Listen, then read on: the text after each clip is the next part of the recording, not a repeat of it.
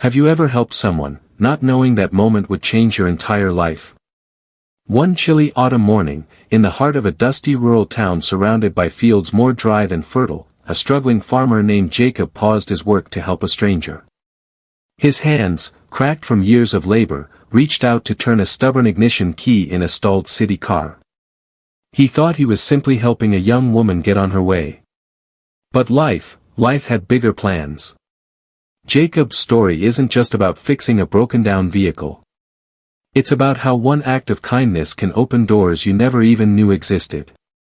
It's about struggle, resilience, and how the seeds we plant, even unknowingly, can bloom in the most unexpected ways. Jacob was a man worn by the land. He'd inherited a small patch of earth from his father, a legacy heavy with pride, but light on profit. Year after year, he battled droughts, market crashes, and the slow disappearance of support from a world that seemed to forget people like him existed. He woke up before the sun, worked into the night, and still barely scraped by. The town folks admired his grit, but grit doesn't pay bills. His barn needed repairs. The crops had failed 2 seasons in a row. His tractor, older than he was, coughed more than it ran. But Jacob never complained. He believed in hard work, in showing up, in doing what's right, even when life didn't return the favor.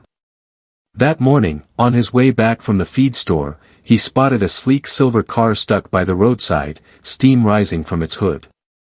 Standing next to it was a young woman in high heels and a long city coat, clearly out of place in this farmland backdrop. Her name was Amelia. She looked frustrated, lost, and a little scared. Her phone had no signal. No mechanic for miles. So Jacob, muddy boots and all, pulled over.